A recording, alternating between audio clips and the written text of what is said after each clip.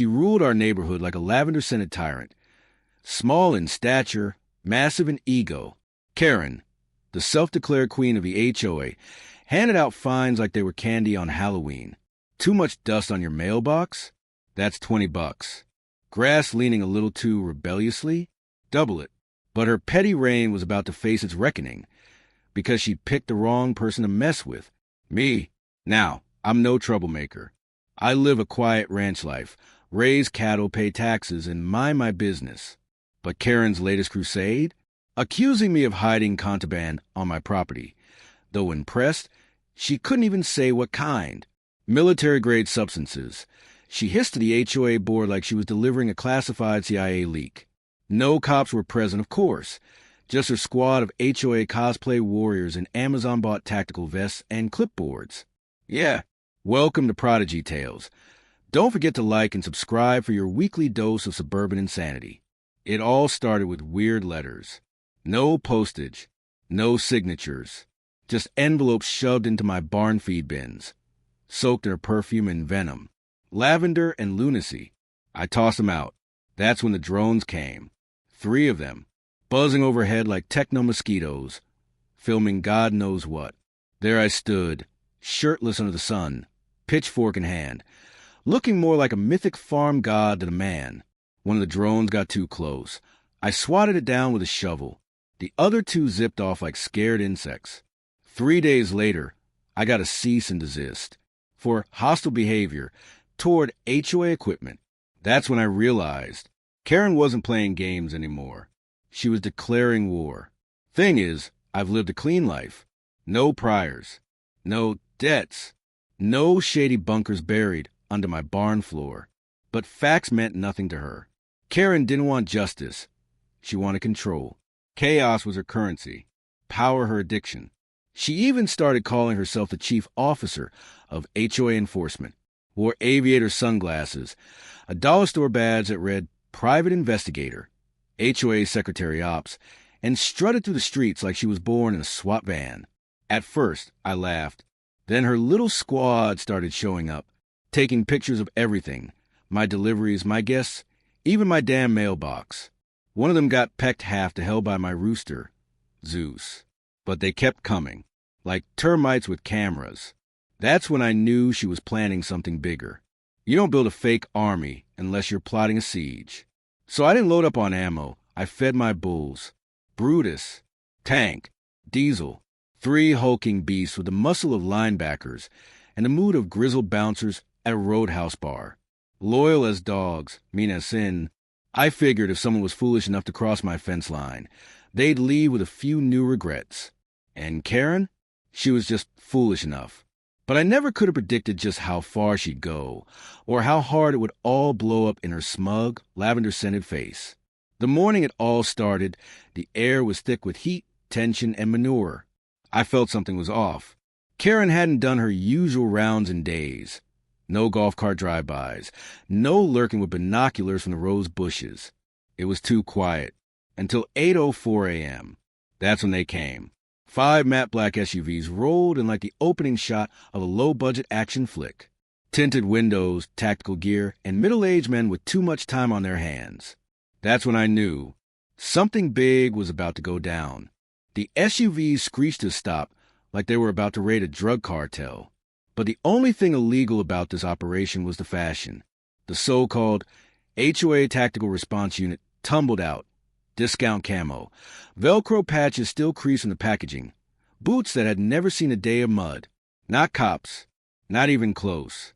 And leading them, in all her delusional glory, Karen, decked out like a budget Rambo, camo cargo pants, fingerless gloves, and a headset that wasn't even plugged into anything.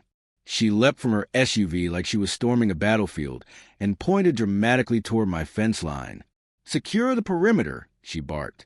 Her crew, a tragic mix of mall security rejects and overzealous LARPers, scattered like they were clearing a war zone. Only problem? This wasn't Fallujah. It was a cattle ranch. And I wasn't in the mood. I stood on my porch, coffee in hand, not a single ounce of concern in my body. "You folks got a warrant?" I asked loud and clear. Karen strutted up my front steps like she owned the dirt beneath her boots. We have authority, she said, voice dripping with imagined power, vested in us by the Homeowners Association. I nearly choked on my coffee. You mean that knitting circle of retirees who panic when someone paints their shutters off-white instead of eggshell? Her left eye twitched. We have credible intel that you're harboring illicit materials, potentially military grade, she said. Like what? I laughed. Hay bales of mass destruction? That really got under her skin. If you refuse to comply, she snapped, we will conduct a search. And walk straight into a lawsuit, I replied. Be my guest. She didn't hesitate. With one arrogant wave of her arm, her minions began to push through the gate. But what they didn't notice, and what I had posted clearly in red, was the sign above the latch.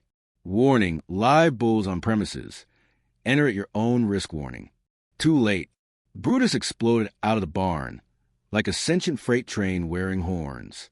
2,400 pounds of muscle, rage, and bovine fury, and he did not like trespassers. The moment he caught sight of those camo clowns, it was on. Karen shrieked, high and sharp like a boiling kettle left on the stove. Her crew scattered. One unlucky soul got caught in Brutus's crosshairs. The bull hit him square in the chest, launching him off the ground like a rag doll on a carnival ride. He spun through the air, his tactical vest twisting around his torso like a malfunctioning office chair, and crash-landed face first in a fresh cow patty. Motionless, twitching, glorious. The rest of recovered behind hay bales, which, fun fact, were full of cactus spines. I'd reused old fencing wire and desert brush for reinforcement. Turns out, it made for a nasty surprise. Tank came next. All muscle, no mercy. He burst from the barn with the fury of a locomotive and precision of a guided missile. One guy, bless his clueless heart, tried to taser him. I swear on my grandmother's cast-iron skillet, he tasered a bull. Tank didn't even blink, just snorted, deep and low, like a beast in the underworld, and launched the man 10 feet backward into my chicken coop. That's when Henrietta, my prize hen, took offense. And trust me, you haven't known justice until you've seen a grown man get pecked into submission by an angry chicken. And the chaos? That was just getting started. And while Henrietta and her squad of rage-fueled hens laid into the poor fool who got too close to the coop, something far more poetic was unfolding near the SUVs. Diesel, my majestic, jet-black beast with the attitude of a gladiator and the patience of a bouncer at closing time, had Karen cornered. She scrambled onto the hood of her Escalade like it was a lifeboat, screeching about her authority as an agent of the HOA Judiciary Board. Her fake badge swung wildly from her neck, catching the sun like a golden symbol of delusion. Diesel just stared, calm, calculated, tail flicking like the ticking hand of doom. I swear he was weighing his options. Option A, ram the vehicle. Option B, poop on it. He went with C, both. From my porch, I sipped my coffee, arms crossed, watching the absolute masterpiece of chaos I never asked for. It was like a rodeo, a courtroom drama, and a prank war all rolled into one. And it was free. One of Karen's guys, limping, covered in bruises, cactus thorns, and regret, tried calling 911. But my signal jammer, which I may or may not have installed after Karen once reported my cows for mooing too loudly, was still working perfectly. No calls, no help, just bulls.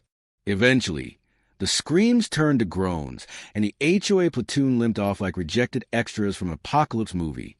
They helped each other up, dragging mud-soaked limbs and egos behind them. Karen, still clinging to what was left of her dignity, pointed a trembling, manure-streaked finger at me. "You'll pay for this," she snarled. "You broke in," I said with a smile. "No warrant. Clearly posted warnings. That's called trespassing, Karen. Even your fantasy HOA playbook doesn't override actual law." But oh no, she wasn't done. Karen doesn't retreat. She escalates. A few weeks later, I got the summons. They were taking me to court. Yep, they were suing me for assault, property damage, emotional trauma, and my personal favorite, bovine-based warfare. Yes, that was said. In court, out loud, on court day, Karen strutted into courtroom wearing a neck brace, dark sunglasses, and a sling, like she'd survived a major car crash instead of a bull-induced ego implosion. Her HOA squad limped in behind her, still faintly smelling of regret, shame, and cow pee. Their lawyer looked like he'd rather be doing literally anything else. Maybe underwater basket weaving, maybe silently screaming into a void. But a check's a check. Karen's team went all in, claimed I had orchestrated a premeditated assault using weaponized livestock. She even held up a blurry drone screenshot of Brutus mid-charge like it was some grainy Bigfoot photo. This, she cried dramatically, was an act of terrorism against unarmed community servants. My lawyer, bless her, stood up cool as a cucumber with the smirk of someone holding the nuclear codes. Your Honor, she said, allow me to present the following. Exhibit A. Clear signage posted at all entrances, warning of live bulls and the consequences of trespass. Exhibit B. Footage from my security cameras showing Karen's goons forcing entry without a warrant. Exhibit C. The HOA bylaws, which contain no provisions for forced entry, impersonation, or paramilitary cosplay. She paused, just long enough for the drama to simmer. Exhibit D. A digital receipt for the fake badges, purchased off Etsy. The judge, a grizzled man with the patience of a saint, actually choked on his water. Karen erupted. This is harassment. He's hiding dangerous materials, dangerous livestock. He's unstable. And have you found any? The judge asked, wiping his mouth. Karen blinked. And not yet. That's because the judge said flatly, That's because the judge said, leveling his gaze, there's nothing to find, except a group of morons who thought they were in a Tom Clancy novel. Case dismissed. I didn't just win. I dismantled them. Karen and her brigade of overconfident clipboard crusaders were publicly, legally, and thoroughly humiliated. That very night, the HOA board held an emergency meeting. Word spread fast. Karen, unanimously removed from her position. Rumor has it one of the quieter board members brought a party popper and set it off the moment the vote passed. Tasteful, effective, the entire HOA enforcement division, a.k.a. the wannabe mall cops with attitude problems, was disbanded, permanently banned from initiating patrols, fake investigations, or any form of community surveillance again. One of them, still nursing his bruised ego and possibly a bruised shin from Tank, started a podcast called Trampled, How Bulls Destroyed My Life. As of today, 0 subscribers.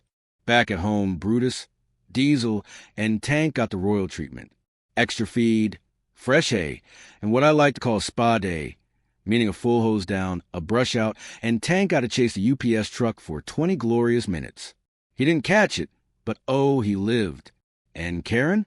Well, she listed her house faster than a squirrel in traffic. Gone within the week. Word is she moved 3 states away and joined a quiet little quilting club. Probably still flinches at the sound of distant hooves. As for me, I sleep like a baby. Because out here, justice doesn't wear a badge. It wears horns. And I wouldn't have it any other way.